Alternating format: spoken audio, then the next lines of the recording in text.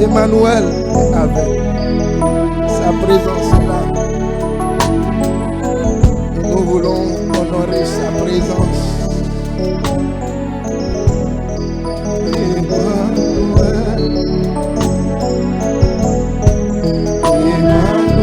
Si tu crois que sa présence est là, tiens-toi debout, lève les deux mains vers le ciel. Je ne sais pas où tu vas te mettre. Cherche une place qui te convient. Et ouvre ta bouche et adore. Ne reste pas à l'écart de ce moment, parce qu'il y a quelque chose qui se passe.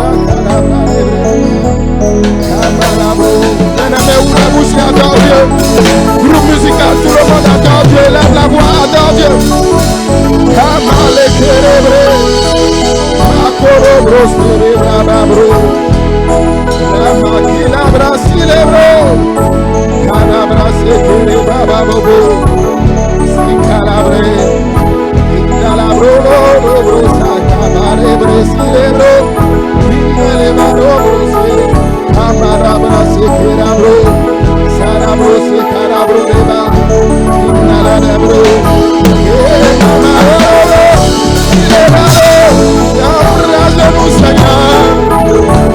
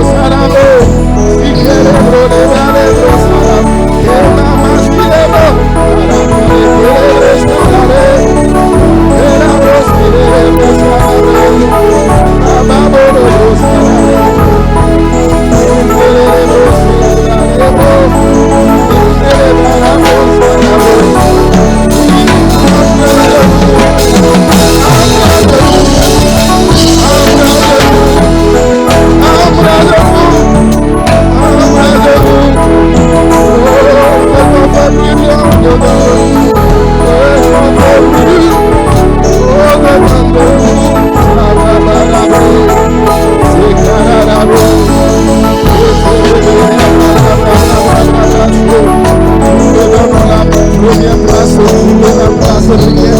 Manifeste-toi bien. Agis en ce lieu. Oh, nous ne voulons pas sortir de ce lieu. Les mêmes que nous sommes venus. Tu dois être touché, transformé, challenger, tiré. Nous voulons plus de toi. Remplis-nous ce matin. L'Éternel, nous nous soumettons à ton autorité. Inonde-nous de ta peau. Remplis-nous, touche les corps, touche les esprits. Oui, que ta puissance nous libère. Que ta présence nous libère. Que ta puissance guérisse. Oh,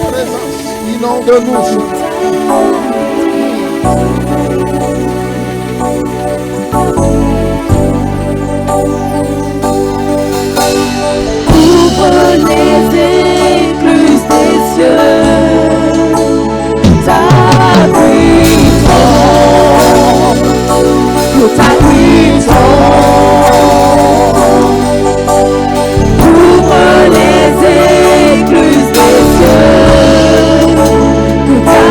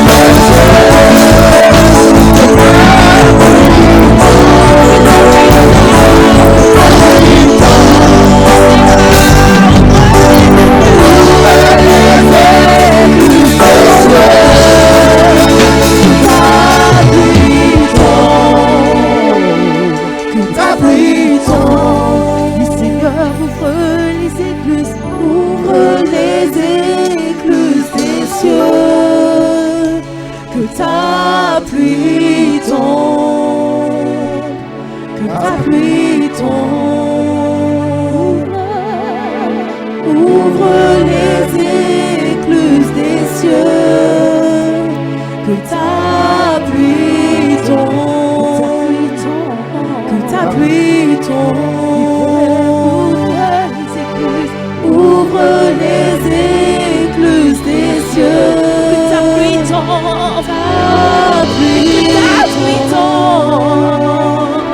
Que ta pluie tombe. Ouvre les écluses des cieux. Que ta pluie tombe. Que ta pluie tombe. Ouvre les écluses des cieux. Que ta pluie tombe. Que ta pluie tombe. Que ta pluie tombe.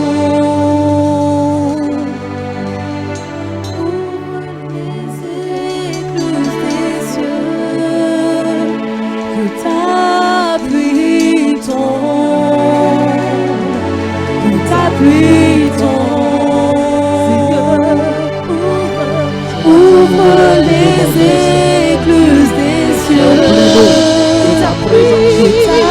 Remplis ton église de ta présence. Remplis-nous de ta présence. Nous voulons plus de toi. Que les cieux s'ouvrent et que ta présence nous remplisse. Remplis ton église. Remplis nos cœurs de ta présence. Remplis nos âmes de ta présence. Remplis nos corps de ta présence. Nous voulons être remplis de ce que tu es. Nous voulons être remplis de ce dont tu es capable. Nous voulons plus de toi. Que ta pluie inonde nos corps ce matin. Que ta pluie inonde nos âmes. Que ta pluie inonde nos esprits. Nous réclamons une pluie de grâce. Une pluie de transformation. Une pluie de faveur.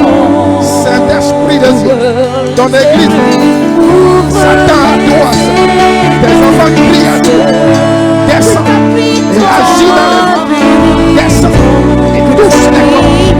Descends et guéris les corps. Descends, guéris les âmes. Descends, guéris les âmes. Nous avons besoin de ton église. Nous espérons. Nous voulons une nouvelle guidance de ta manifestation. Nous réclamons ta faveur. Réclamons ta main guérie. Réclamons ta main qui ouvre les portes au devant de nous. Nous réclamons des percées spirituelles. Nous réclamons des percées financières. Réclamons des percées matérielles. Réclamons des percées dans les familles. Des percées matrimoniales. Nous réclamons des percées dans les études, dans les projets, dans les entreprises. Nous invoquons maintenant que ton ciel est ouvert sur nos vies. Que ta main descende et qu'elle agisse dans nos vies. Que ta main descende et qu'elle agisse dans nos vies.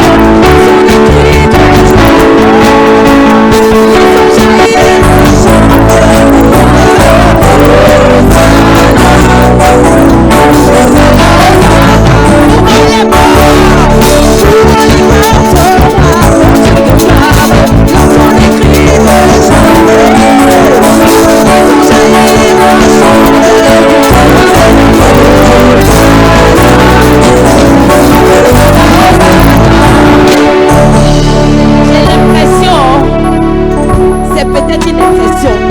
La chanson dit, ouvrons les portes au roi de gloire. Est-ce que tu penses que tu es en train d'ouvrir les portes au roi de gloire ce matin? Celui-là même par qui tu vis. La Bible déclare qu'il est l'auteur de toute grâce. C'est-à-dire que si tu vis, ce n'est pas par toi, mais c'est par lui que tu vis. C'est celui-là qui fait son œuvre dans ta vie. Est-ce que tu peux élever la voix avec nous? Alléluia.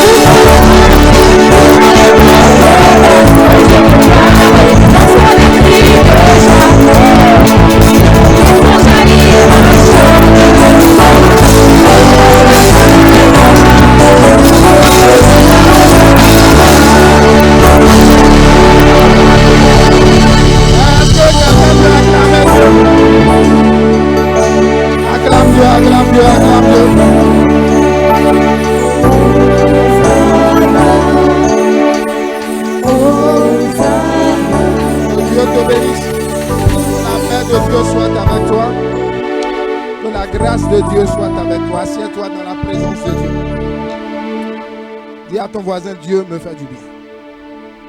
Secoue quelqu'un, dis-lui, Dieu me fait du bien. Dis-lui, je ne regrette pas d'être venu. Je suis content dans sa présence. Je suis content dans sa présence. Que Dieu te bénisse, que la paix de Dieu soit avec toi. Moi-même, je suis content de te retrouver ce matin. Rapidement, nous allons prendre dans le livre de Job. Job 23, versets 11 à 12. Job 23.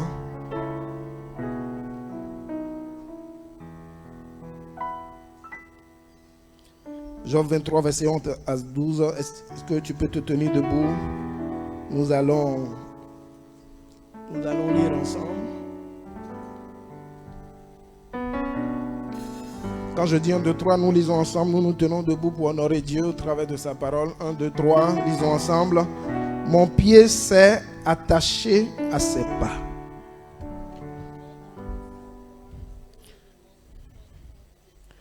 Je n'ai pas abandonné les commandements de ses lèvres. Et j'ai fait plier ma volonté aux paroles de sa bouche.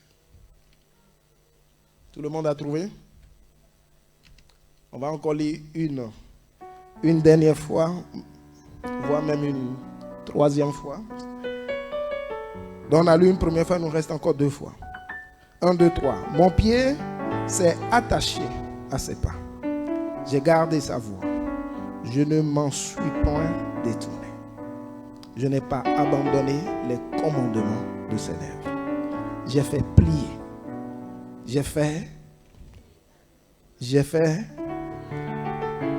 Quelqu'un disait j'ai fait plier sa volonté. Non. J'ai fait plier.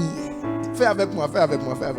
J'ai fait plier ma volonté aux paroles de sa bouche. J'ai fait plier ma volonté aux paroles de sa bouche. Assieds-toi dans la présence de Dieu. J'ai fait plier ma volonté aux paroles de sa bouche. J'ai fait plier ma volonté aux paroles de sa bouche. J'ai fait plier ma volonté aux paroles de sa bouche. On peut encore dire j'ai soumis ma volonté aux paroles de sa bouche. On peut encore dire j'ai soumis ma volonté à sa volonté. Je crois que Dieu est en train de parler à quelqu'un ce matin. Je n'ai pas besoin de détailler plus, mais le verset est tellement clair et limpide. Il dit, j'ai fait plier ma volonté aux paroles de sa bouche. On peut encore dire, j'ai soumis ma volonté aux paroles de sa bouche. On peut encore dire, j'ai soumis ma volonté à sa volonté. Et on peut encore dire, pas ma volonté, mais la tienne, Seigneur. Pas ma volonté, mais la tienne, Seigneur.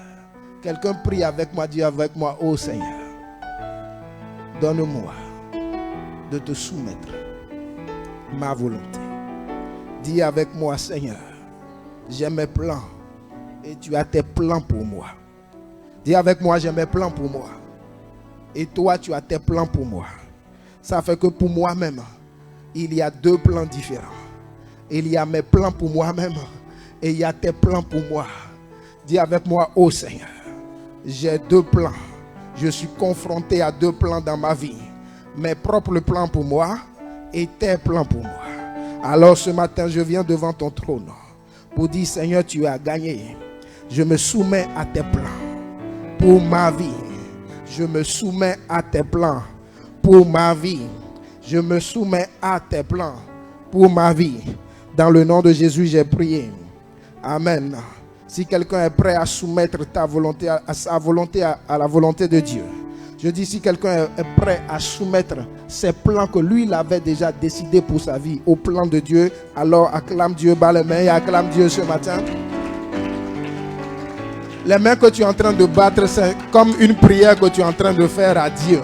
Si tu n'es pas prêt pour laisser tes plans, pour accepter les plans de Dieu, je t'en supplie, ne bats pas les mains, sinon c'est de l'hypocrisie. Dieu va se fâcher, il va se mettre en colère contre toi. Mais si tu es prêt à laisser tes plans, pour laisser ces plans s'imposer à toi, alors bats les mains. Mais bien aimé, si tu n'es pas encore prêt, ne bats pas les mains. Dis avec moi, oh Seigneur, tes plans pour moi sont merveilleux. Tes plans pour moi sont insondables. Et je suis sûr que tes plans sont meilleurs pour moi. C'est pourquoi ce matin, je reconnais que j'ai mes projets. J'ai déjà tracé ma route. J'ai déjà tout planifié. J'ai déjà organisé. J'ai déjà tout planifié. Je m'étais déjà dit, à tel âge, je dois faire telle chose. À tel âge, je dois avoir telle chose. À tel âge, je dois avoir telle chose. Mais ce matin, je viens dire, Seigneur, prends mes plans. Prends mes plans. Prends mes plans. Prends mes plans. Prends mes plans. Donne-moi les tiens. Prends mes plans et donne-moi les tiens. Je les accepte. Quand tu diras oui, je dirai oui. Quand tu diras non, je dirai non. Je ne veux plus me lever et combattre tes plans. Mais ce matin, je me lève et je dis, Seigneur, ce que tu veux, je suis prêt à faire. Ce que tu veux, je les accepte. Quand tu me donneras, je prendrai. Ce que je sais, c'est que tu es un bon père. Oui, Seigneur, tu es un bon père. Quelqu'un dit, il est un bon père ce matin. Dis avec moi, il est un bon père. Il est un bon père. Il est un bon père. Quelqu'un il a les meilleurs plans pour moi. Il a les meilleurs plans pour moi. Il a les meilleurs plans pour moi.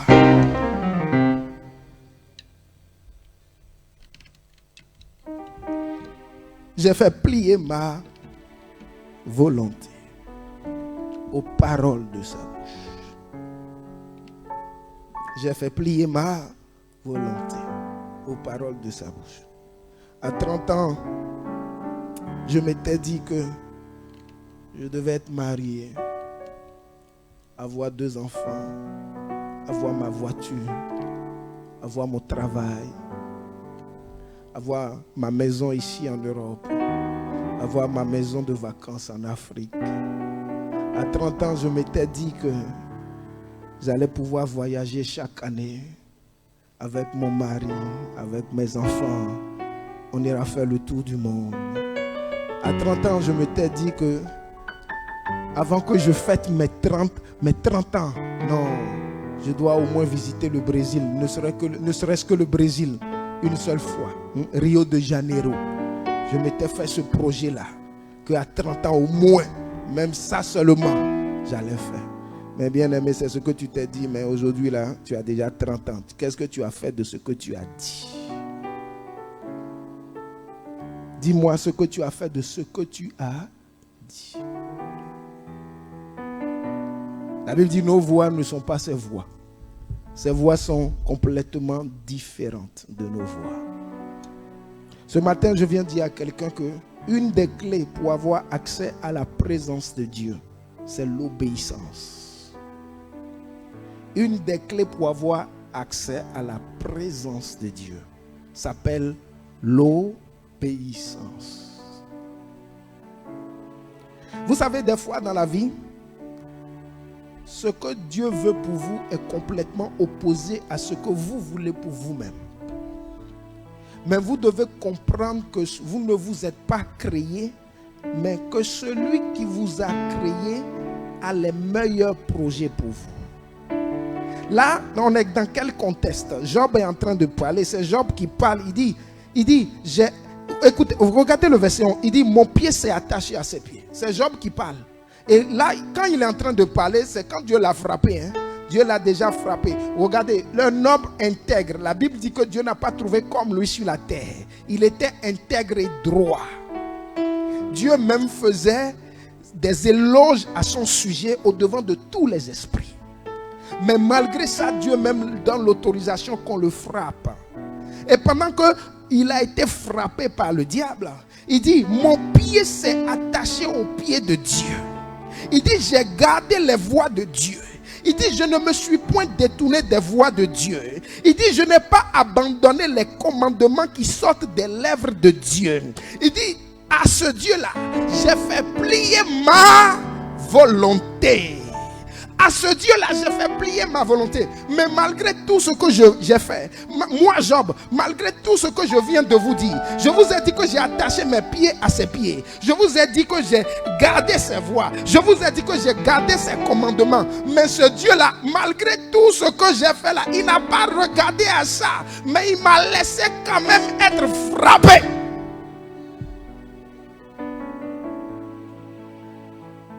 Il n'a pas regardé à tout ça.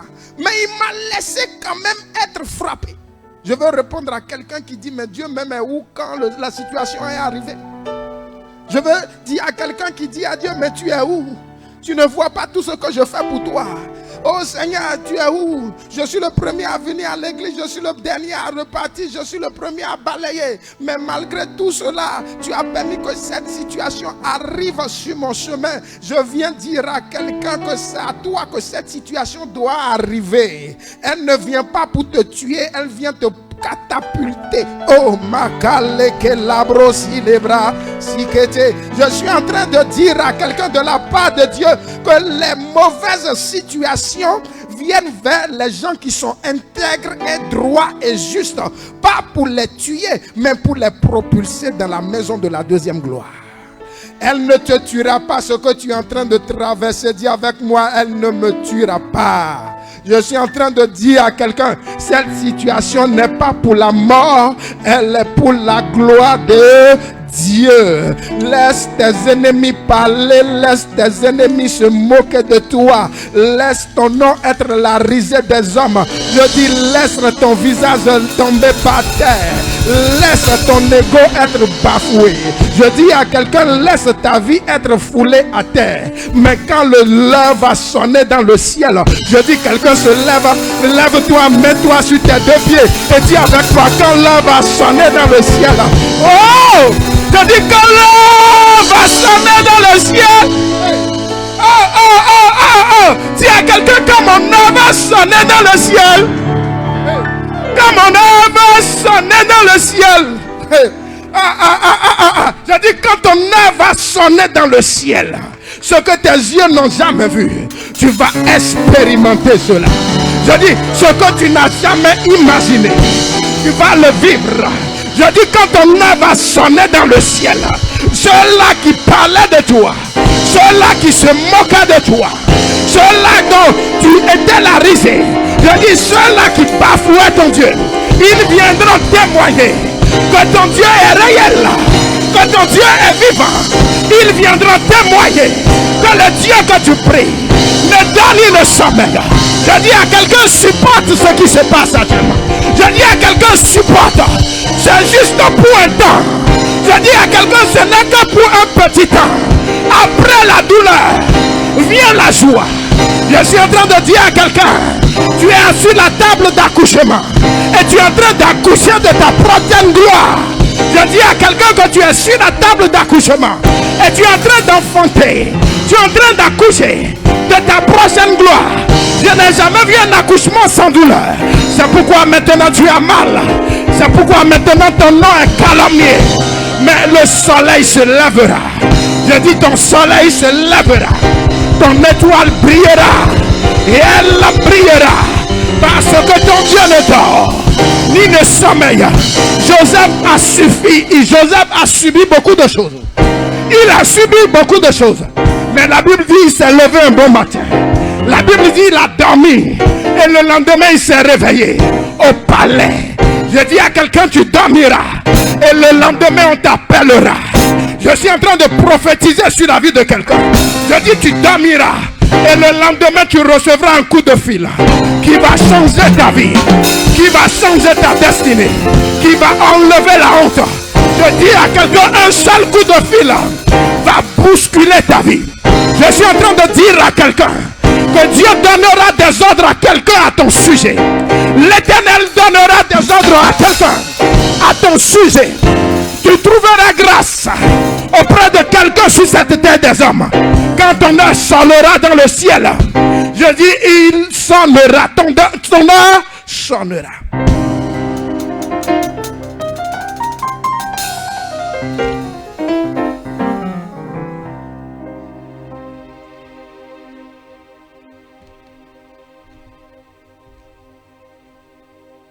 Joseph a dormi un soir. Le lendemain, il se lève. C'est directement au palais. Est-ce que des situations comme ça vous est déjà arrivé? Non? Tu as dormi le soir avec ton problème, ta situation. Tu n'avais plus d'espoir. Et le lendemain, tu te lèves. Tu vas à la boîte aux lettres. Tu vois un courrier qui change toute la donne. Ça t'est déjà arrivé? Quand ça t'est déjà arrivé, laisse-moi te dire comment ça se passe. Quand tu vas à la boîte aux lettres et tu prends le courrier et tu vois le courrier, tu ne bouges pas devant la boîte aux lettres parce qu'il y a des courriers que ton âme espère. Je ne sais pas si tu as déjà vécu ça. Vous savez, quand on est dans certaines situations, tu pries pour que le facteur passe vite. Parce qu'il y a des courriers qui ont la capacité de changer tes pleurs en joie. Je dis, il y a des courriers qui ont la capacité d'enlever l'amertume de ton âme pour apporter la joie qui vient de l'Éternel. Je dis, quand tu ouvres la boîte aux lettres et tu vois le courrier, toi-même tu connais l'adresse qui est censée envoyer le courrier. Ah! Je dis, quand tu vois le courrier, même si ta boîte aux lettres est au bord du périphérique, tu ne regardes plus ce qui se passe à côté. Même si un camion vient, ce n'est pas ton problème, parce que tu sais que ton nom a sonné dans le ciel.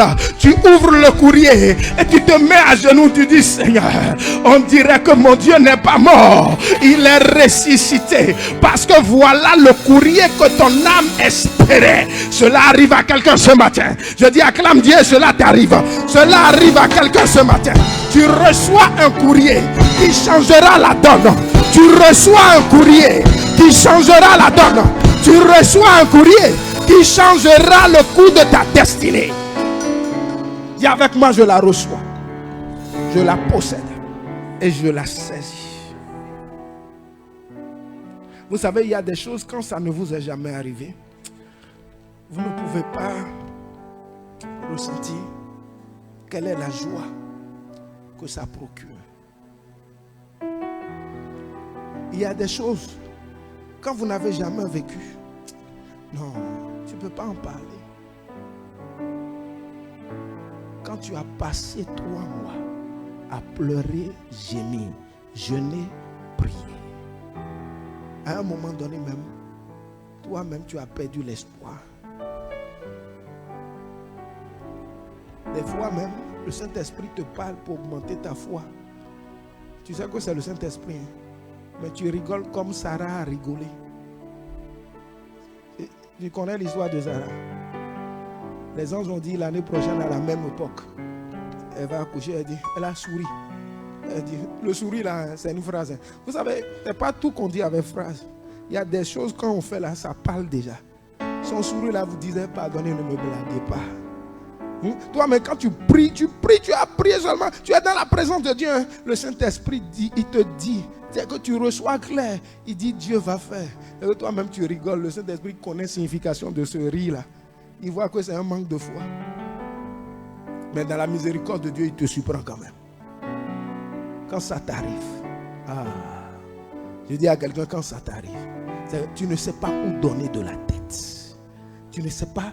C'est que toi-même, ta bouche ne peut pas s'ouvrir pour dire merci même. Tu ne peux pas dire merci à Dieu. Parce que la solution ne venait plus des hommes. Donc, il n'y a rien sur la terre qui pouvait apporter l'ouverture. Mais il n'y a que le ciel qui pouvait décider de quelque chose. Et le ciel parle en ta faveur. Et Dieu te montre qu'il te connaît, qu'il t'a localisé et que son amour envers toi est infini. Quand cela t'arrive, tu dis, je n'ai rien à donner que de te dire merci. Je viens dire à quelqu'un que cela va t'arriver. Cela va t'arriver. Un courrier va changer la donne. Je dis, un courrier va changer la donne. Mais quand cela va t'arriver, n'oublie pas de bénir le Seigneur. N'oublie pas de rester fidèle. N'oublie pas de rester reconnaissant. N'oublie pas de glorifier le Seigneur. Une des clés pour expérimenter la présence de Dieu, c'est l'obéissance. L'obéissance ouvre beaucoup de portes. Job est resté obéissant malgré la situation qu'il traversait. Il n'a pas renié le Seigneur. Il dit, s'il a décidé de me faire souffrir, ça doit être pour une bonne raison. Parce que je le connais. Il n'est pas un papa qui prend plaisir quand ses enfants ont mal. S'il a laissé le mal m'atteindre, certainement qu'il a vu du bien dans le mal. Certainement que lui, il a vu du bien dans le mal. Et je veux dire à quelqu'un, ce que tu traverses, si Dieu a laissé cela arriver, ce n'est pas pour que cela te détruise. Dieu peut utiliser une mauvaise situation pour te former pour un but. Il peut utiliser une mauvaise situation pour te donner un caractère pour la prochaine saison. Il peut utiliser une mauvaise situation pour changer quelque chose en toi. Il peut utiliser une mauvaise situation pour augmenter ta foi. Il peut simplement utiliser une mauvaise situation pour t'attirer plus à lui. Dieu est un bon Père. Il ne peut pas permettre le mal pour rien. L'apôtre Jacques pouvait dire que Dieu ne tente pas. C'est le diable qui tente. Mais Dieu éprouve. Mais les épreuves ne viennent pas pour nous détruire, nous les justes. Les épreuves viennent pour nous faire croître, pour nous donner plus de maturité spirituelle. Et je suis sûr que cette situation est en train de te faire les muscles.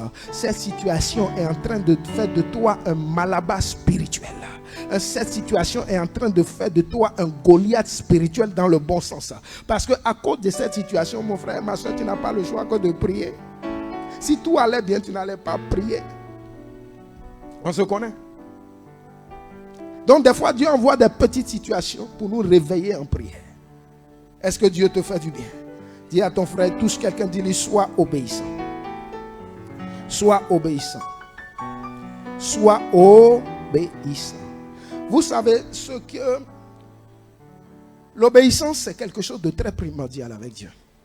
Quand vous regardez la Trinité, Dieu le Père, Dieu le Fils, Dieu le Saint-Esprit, les deux travaillent en collaboration parfaite sous l'obéissance. Le Fils obéit au Père et le Saint-Esprit obéit au Fils et au Père. Si un n'obéit pas, toute la chaîne est déraillée. Est-ce que vous pouvez comprendre qu'il y a palabre dans le ciel? C'est impossible. Parce que cette Trinité est régie sous l'obéissance. Sous l'obéissance. Quand le Père a décidé que le Fils devait venir, le Fils n'a pas eu son mot à dire, il est descendu. Il n'a pas eu le choix. Quand le Fils a fini sa mission, il dit je m'en vais, l'Esprit viendra, il n'a pas d'autre choix que de venir. On ne demande pas son avis. On dit descends, tu descends. C'est ce qu'on appelle l'obéissance spontanée. Tant que vous ne serez pas des obéissances spontanées avec Dieu, il y a des dimensions de la grâce et de la faveur de Dieu que vous ne pouvez pas expérimenter. Quand Dieu dit allez go, tu pars. Dieu attrape Abraham, il dit va-t'en de ton pays. Il ne lui a pas donné la destination. Il ne lui a pas dit arriver à tel endroit, tu vas voir telle maison. Non, il dit va-t'en. Abraham a pris ses bagages, il est parti. Pour expérimenter Dieu, vous devez être des obéissants spontanés. Parce que la présence de Dieu, c'est quelque chose de très précis.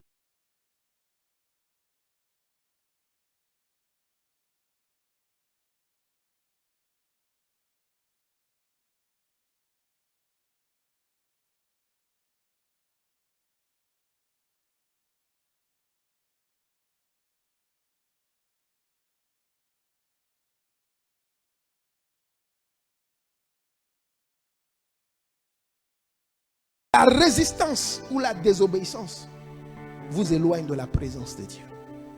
Est-ce que Dieu te fait du bien? Nous allons lire Exode 33, verset 3.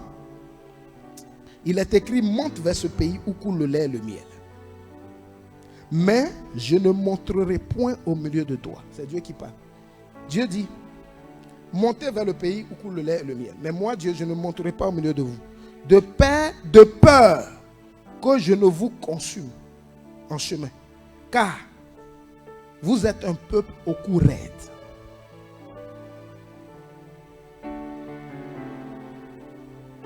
Avoir un cou raide, ça veut dire quoi? C'est être entêté.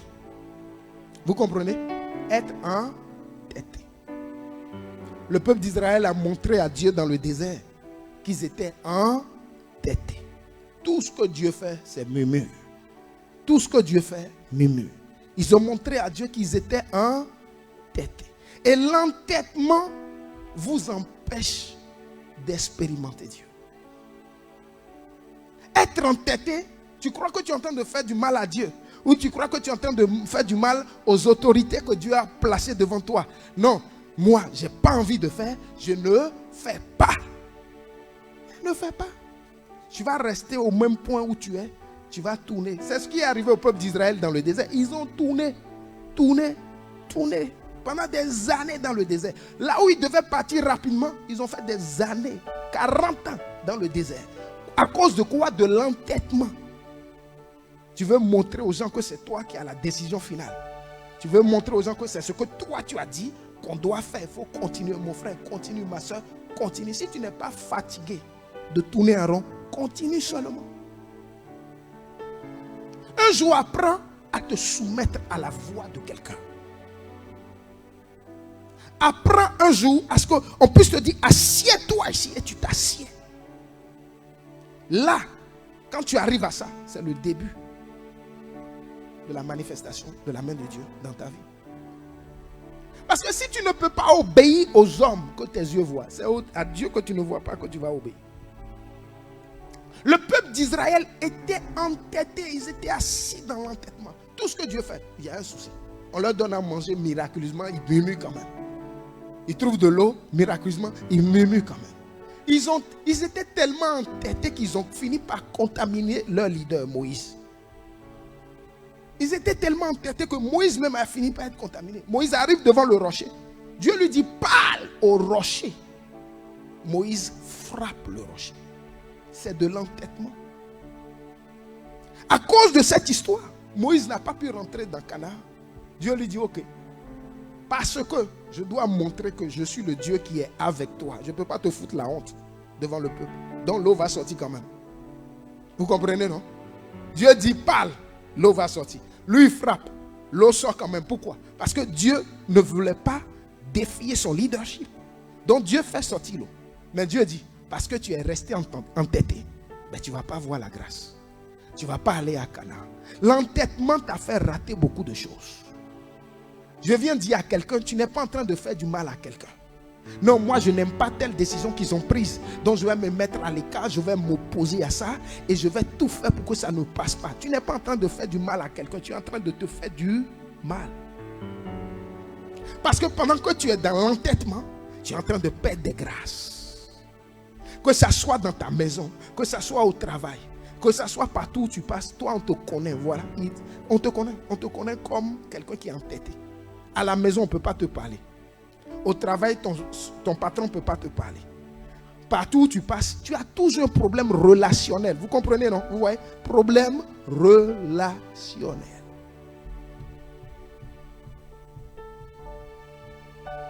Combien de licenciements tu as déjà eu? Combien de contrats tu as eu? On t'a viré au bout de la période d'essai. Non. Il faut que quelqu'un ait le courage de lever la main ce matin. Toi, tu n'as pas de problème pour trouver le travail. Mais ton problème, c'est de passer le cap de la période d'essai. Je crois que tu es en train de parler à quelqu'un, non? Hein? Vous savez, moi-même, je suis patron. Quand j'embauche quelqu'un, la première journée, je sais qui tu es. Mais comme j'ai besoin d'un employé, je te garde. Parce que je sais que dans 2 mois, je vais te virer, forcé. Mais comme j'ai besoin de main-d'œuvre, je te garde pour 2 mois. Je vais supporter ton entêtement. Et à 15 jours de la fin de ta période de 16 ans, je te dis, bon, on ne va pas rester ensemble. Dommage. Tu n'as pas de problème pour trouver du travail.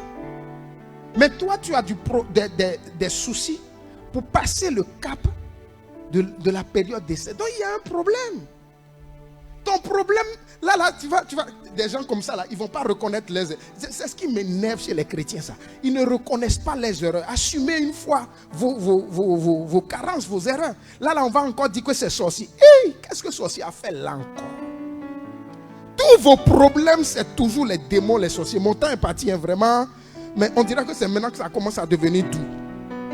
Tous vos problèmes, là, il faut toujours trouver quelqu'un qui est responsable, autre que vous.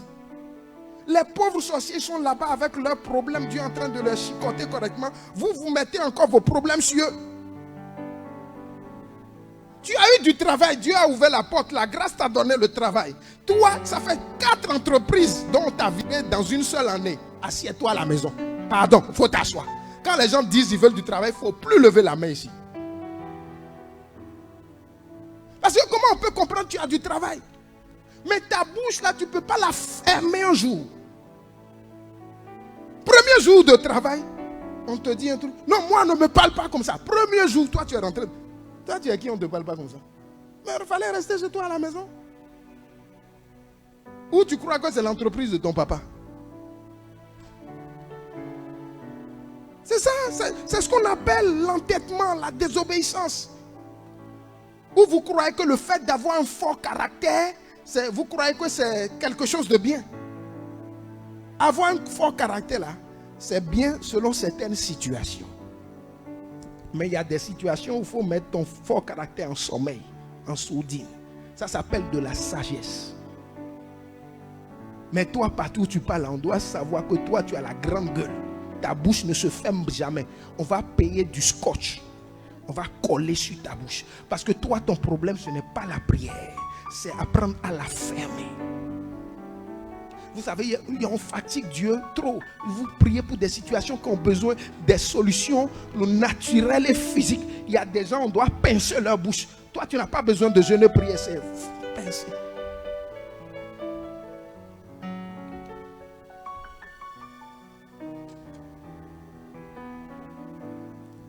Je ne sais pas pourquoi je suis sur ce cas, mais je crois que quelqu'un est concerné par ce cas dans la salle. Quelqu'un a déjà été trop viré. Et Dieu te dit ce matin, il faut apprendre à te remettre en cause. Le problème n'était pas tes patrons, c'est toi-même. Le problème n'était pas Dieu. Quand on arrive quelque part, même si tu connais là, tu fais comme celui qui ne connaît pas. Est-ce que tu m'entends? Même si, quand on arrive quelque part, on se fait petit. Même dans le Nouveau Testament, il est écrit. Il est écrit, quand vous arrivez quelque part, asseyez-vous derrière. Et quand les gens vont décider de vous honorer, ils vont vous envoyer devant. Toi, tu es arrivé dans l'entreprise, c'est ta première journée. On dit réunion, c'est toi qui veux parler en premier en réunion. Tu viens d'où? Non, est-ce que ça se fait? Première semaine dans le travail, on dit réunion d'équipe. C'est toi qui veux parler pour dire que tes collègues ont mal agi. Aïe!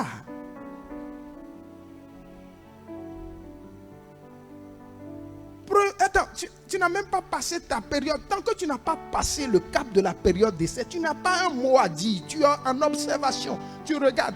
Des fois, ils vont faire exprès. Ils vont te dire, bon, Joséphine, vous avez quelque chose à dire? Non, tout est parfait. Dans ton cœur, rien n'est parfait, mais c'est parfait quand même. Parce que tu attends simplement que la période d'essai n'a qu'à passer. Là, ton CDI est validé. Là, maintenant, tu peux parler un peu. Mais quand ils t'ont tendu la piège, ils t'ont dit, vous avez un mot à dire? Oui, j'ai un mot à dire. C'est fini. On t'a dit 5 minutes, tu as fait 1 heure. Quand tu as fini, ils ne vont rien dire. On dit, oh, vous avez exactement raison. Vraiment, nous sommes contents de vous avoir embauché parce qu'en si très peu de temps, vous avez décelé toutes les failles de l'entreprise. Ça va nous permettre d'améliorer le travail et ça va nous aider à aller loin. C'est des employés comme ça dont nous avons besoin. Nous sommes très contents de ce que vous êtes venus. Ça, c'est ce qu'ils ont dit devant toi. Quand tu es parti derrière, ils vont dire voilà. Voilà. On vous a dit, hein? On vous a dit. Ils ne savent pas fermer leur bouche. C'est fini. À 15 jours de ta période de convocation dans le bureau. Bon, nous vous signifions que malgré vos compétences excellentes, nous ne pouvons pas vous garder. Nous sommes dans le regret de vous annoncer que des candidats comme vous, nous en avons besoin. Mais les finances de l'entreprise ne permettent pas de vous garder. Et nous gardons votre CV de côté parce que très prochainement, quand ça ira mieux, on va vous appeler. Ça, ton nom est déjà rayé dans tous les ordinateurs ou tous les logiciels là-bas. Dis à quelqu'un, je suis délivré ce matin. Dis à quelqu'un, la main de Dieu me délivre ce matin. Est-ce que Dieu te fait du bien? Je crois que des caps de période d'essai vont être passés dans cette église dans le nom de Jésus. Je crois que des CDI seront affirmés, confirmés dans le nom de Jésus. Je crois que beaucoup vont apprendre à la fermer par la grâce du Seigneur dans le nom de Jésus. Est-ce que Dieu te fait du bien? Si le Seigneur te fait du bien, acclame Dieu. Même si tu n'es pas content, acclame Dieu.